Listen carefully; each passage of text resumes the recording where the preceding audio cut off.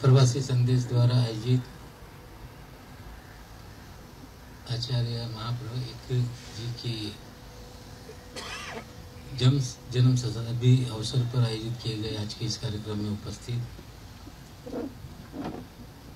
सम्माननीय मुंबई सभा के अध्यक्ष नरेंद्र जी तातेड़ जी, बहन तरुणा वोरा जी, सभी सम्माननीय अतिथिगण और इस कार्यक्रम में आए हुए सभी भाई और बहनों, कल ही मुझे टेलीफोन आया उपाध्याय जी का कि हमने आज का ये कार्यक्रम रखा है और शाम में आप आए, इस तरह की उन्होंने विनती की। मैंने पूछा क्या कार्यक्रम है? बोले एक हम आचार्य महाप्रज्ञ जी की जन्म शताब्दी के उपलक्ष्य में हमने एक कार्यक्रम का आयोजन किया है। तो मुझे 2003 की बात याद आ गई, जब ख्याली जी और कैलाशवासी पूर्व मंत्री राम मनोहर त्रिपाठी जी, जब मैं मंत्री था उस समय, राज्य मंत्री महाराष्ट्र की सरकार में, तो मुझे विनती की उन्होंने कि आचार्य जी एक अहिंसा यात्रा गुजरात से उन्होंने निकाली है और गुजरात से यात्रा निकल के मुंबई शहर में आ रही है और उसमें मुस्लिम समाज की ओर से उनका स्वागत हो, ये वो लोगों की इच्छा थी। हम लोगों से जो सहयोग हो सका उस समय हम लोगों ने किया और साथ ही साथ कांदीवली में जो कार्यक्रम था वहाँ मुझे निमंत्रित किया गया मंत्री के नाते और आचार्य जी से मिलने का मुझे सौभाग्य प्राप्त हुआ। वहाँ मुझे अपने विचार रखने का भी मौका दिया गया उनके सामने और उस कार्यक्रम में हम लोग रहे काफ़ी देर तक। और निश्चित रूप से ऐसे समय में जब पूरे भारत में चिंता का वातावरण था, धर्म के नाम पर गुजरात जैसे राज्य में बड़े पैमाने पे अहिंसा फैली थी और आचार्य जी ने बीड़ा उठाया था कि हम अहिंसा का संदेश लेके पूरे देश का भ्रमण करने का काम करें। गुजरात की धरती से निकली यात्रा और आचार्य महाप्रज्ञ जी ने पूरे देश में भ्रमण करके कहीं न कहीं सर्वधर्म समभाव और सभी धर्म के लोगों को एकजुट करने का काम किया और मुझे लगता है उस समय उसमें मुझे हिस्सा लेने का मौका मिला।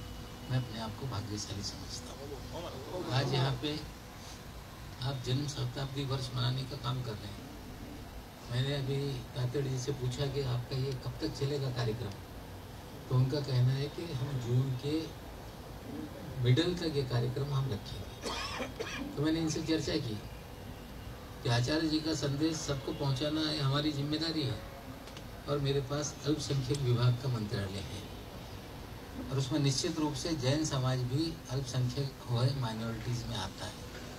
तो मेरा प्रस्ताव मैंने इनके सामने रखा है कि सन्मुखानंद हॉल में एक कार्यक्रम रखा जाए, इससे महाराष्ट्र सरकार की तरफ से कार्यक्रम किया जाएगा और जन्म शताब्दी वर्ष हम माइनॉरिटी डिपार्टमेंट की ओर से मनाने का काम करेंगे और निश्चित रूप से आप तारीख तय करें, हॉल बुक करेंगे हम लोग और सरकार की ओर से आचार्य महाप्रज्ञ जी का जन्म शताब्दी वर्ष के उपलक्ष्य में कार्यक्रम महाराष्ट्र सरकार करेगी। मैं आपसे वादा करता हूँ। और आप लोगों ने मांग रखी है, ख्याली भाई भी आए थे और कुछ साथी आए थे, उन्होंने आचार्य सुमन जी के चौमासा के उसमें वो मुंबई में पधारेंगे, 4 माह यहाँ रहेंगे, 5 माह, और उन्होंने अपेक्षा जाहिर की है कि जो भी कार्यक्रम होगा महाराष्ट्र सरकार की ओर से उसमें कहीं ना कहीं सहयोग रहे। जो भी जरूरत पड़ेगी निश्चित रूप से मैं वादा करता हूँ